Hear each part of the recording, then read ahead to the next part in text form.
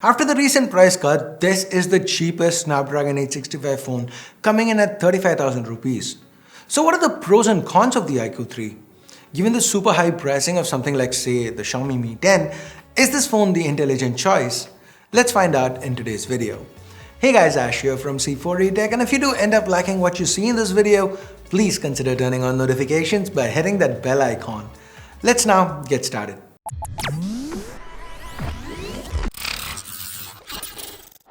The iQOO 3 is blazing fast. The combination of the Snapdragon 865 chip and that fast UFS 3.1 storage, it results in a very responsive smartphone. We get 8 and 12 GB RAM options, the latest LPDDR5 by the way, along with 128 and 256 GB storage options. Just like most flagships these days, iQOO has chosen to omit microSD, but they've still surprisingly retained the headphone jack. In fact, iQOO's gone one step further and included a dedicated high-quality DAC. So the outputs via the headphones was great. And while on the subject of audio, the call quality was excellent, no issues with cellular reception or the earpiece. This earpiece does not double as a speaker though. So only a single downwards firing speaker here on the iQOO 3. The output of it's about okay. Now at first glance, the iQOO 3 might not seem like your traditional gaming smartphone. It doesn't have any crazy lines or LEDs, but given the solid hardware underneath, it is indeed excellent for gaming. iQOO's even added a few of their own fine touches to improve the experience. For starters, Monster UI here that's built on top of Android 10, it's got GameSpace, a custom app that houses all games to make it easy to access, and it even shows CPU, GPU usage, temps and so on. It's triggered by holding these two monster keys. That's what they are called. They are similar to the ROG phone's Air triggers, so we can program them to mimic any on-screen key presses. Then we have the Ultra Game mode. As you can see here, there's a multitude of options to tinker around with your heart's content, and it is here that you can enable the sidebar, which helps to disable notification and calls, apart from letting you customize the monster buttons while gaming. Then we have a high-performance monster mode. We can set this to trigger by holding the AI button to the left and the top right monster key at the same time. There's a nice animation in the icons change, which acts as a visual reminder to turn off the monster mode once you're done with gaming. Next, the included USB cable, the end of it is spill-shaped, and that makes it a little less awkward to game and charge at once. But hey, you're not gonna have to game and charge at once usually, because the included charger, it is rated at 55 watts. 0 to 50 is something that's reached in just 15 minutes. The 4400 mAh battery inside, it holds up pretty well to start with.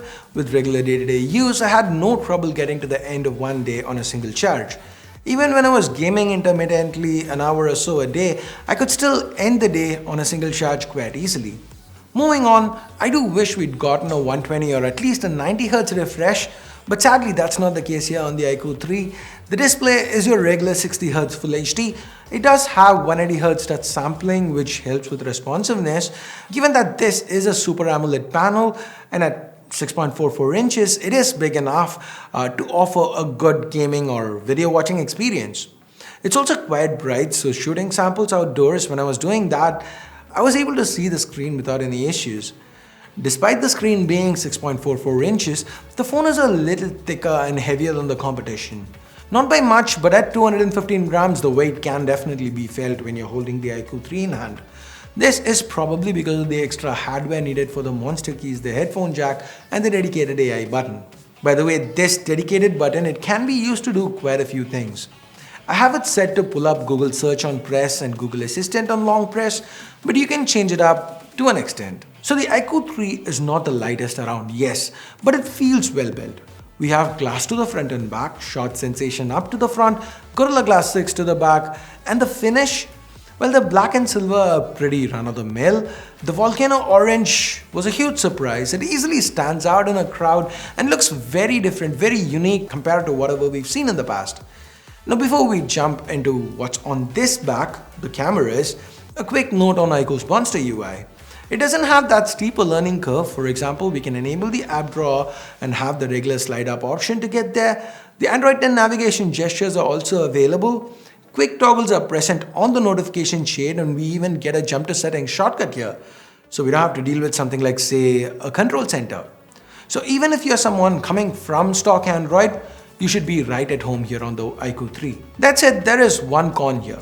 This phone comes with quite a bit of bloat at first boot, but thankfully most of it can be uninstalled. And on that note, let's finally get to the cameras. We have 4 to the back. The primary is Sony's IMX586, a very popular 48 megapixel sensor that's been coupled with a f1.79 lens. Under good light, it takes excellent images, great colors and dynamic range with impressive detail. Under low light, there is a dedicated night mode, and the low light images, they were decent. Not the best in class, but not bad either. They're definitely going to be usable for social media. Next up, we've got a 13 megapixel ultra wide. This again does what's expected of it, fits more of the scene into a single picture. The colors, the dynamic range, they're alright. It even pulls double duty as a macro camera, producing sharp macros. Now the third sensor, this one was kinda unexpected. Instead of going with a macro option like most of the brands to tack up the camera count, iQOO's gone with another 13 megapixel sensor that's paired with a telephoto lens this time. So we get 2x optical zoom, the results of which were impressive. This reach, it is not something you'd get with most of the competition. The last sensor is your run-of-the-mill depth sensor, helps with portraits. We can refocus anywhere and adjust the bokeh area even after the photos have been taken. As far as video is concerned, we can shoot it up to 4K at 60 FPS. The lack of OIS definitely hurts here. There is no EIS either at 4K. So for stabilized footage, you're gonna have to go down to 1080p. The Super Anti-Shake does help get very stable video at this resolution. As for selfies, we have a 16 megapixel sensor in this cutout and it captures good detail. Background HDR works well to keep the background from getting overexposed. There's a bit of beautification though, despite the beauty mode being turned off. Now finally, let's get to price, and this, in my humble opinion, is one of the biggest selling points of the iQOO 3. This phone launched at 37,000 rupees, and while the competition have had their prices hiked due to the GST increase, iQOO have gone the other direction, cutting the price to 35,000 rupees. This has widened the gap between the iQOO 3 and the next Snapdragon 865 flagship. So at this price point, unless a high refresh rate display is absolutely important to you, the iQOO 3, it is the smart buy. As seen throughout this video, it gives you the very best value for your money. And by the way, the 12GB variant, it even has support for 5G if that's something you want. Me personally, I wouldn't bother with 5G at this point in India, but hey, if you want it, it's available. And with that, we get to the end of this review. These were my thoughts on the iQOO 3. Now it's your turn to tell me what you feel.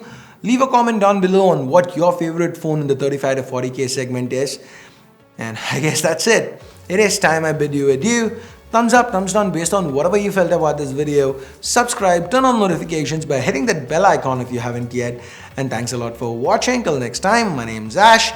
You've been watching C4E Tech, and I'm signing off for now. You guys have a great day. Bye-bye.